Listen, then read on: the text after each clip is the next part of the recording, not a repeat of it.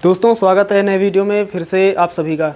दोस्तों सवाल लिखा है, यदि द्विघात समीकरण ax² + bx + c बराबर 0 के मूल अल्फ़ा और बीटा हैं तो व्यंजक α³ + β³ का मान ज्ञात कीजिए। साथियों सबसे पहले लिखेंगे दिया है। क्या लिखेंगे? दिया है। हमें क्या दिया गया है? हमें एक द्विघात समीकरण दिया गया है ax² + bx + c बराबर 0।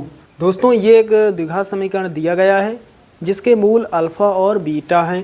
तो हम जानते हैं कि मूलों का योगफल अल्फ़ा + बीटा बराबर होता है -b/a के तथा अल्फ़ा × बीटा बराबर होता है c/a के। अल्फ़ा + बीटा बराबर होता है -b/a तथा अल्फ़ा × बीटा बराबर होता है c/a। α³ + β³ बराबर क्वेश्चन मार्क। तो साथियों सूत्र होता है a³ + b³ बराबर a³ + b³ बराबर एक सूत्र होता है a + b का होल क्यूब -3ab और ब्रैकेट में a + b। दोस्तों ये फार्मूला हमें कैसे प्राप्त होता है थोड़ा जान लेते हैं। आपने एक सूत्र पढ़ा होगा a + b का होल क्यूब, ये आपको पता होगा। a + b का होल क्यूब होता है a³ + b³ + 3ab और ब्रैकेट में a + b। यहाँ से यदि हम a³ + b³ का मान निकालते हैं तो कितना प्राप्त होगा? a³ + b³ बराबर कितना मिलेगा? प्लस का 3ab × a + b है, इधर आएगा, इस तरफ आएगा बराबर किस तरफ, तो ये माइनस का हो जाएगा। तो इधर पहले से है a + b का होल क्यूब, ये माइनस का 3ab × a + b बराबर में कितना? a³ + b³।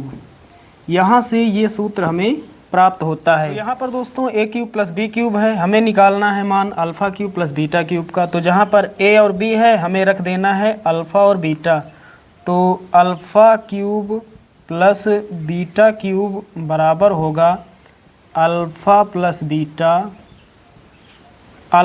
बीटा का होल क्यूब -3α × बीटा ब्रैकेट में अल्फ़ा + बीटा। ये जो सूत्र है इसी में हमने रख दिया, a के जगह पर हमने अल्फ़ा रख दिया और b के जगह पर हमने बीटा रख दिया। अब इसी सूत्र में हमें मान रख देना है। तो चलिए अब इधर सॉल्व कर लेते हैं। α³ + β³ बराबर अल्फ़ा + बीटा का होल क्यूब। अल्फ़ा + बीटा का मान हमें पता है -b/a।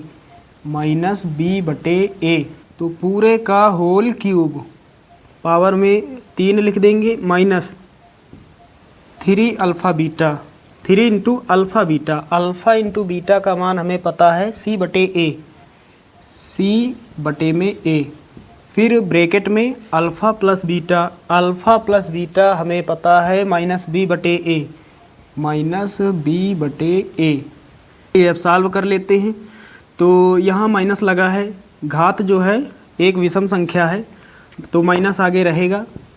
b का क्यूब b³ हो जाएगा, a का क्यूब बटे में a³ हो जाएगा।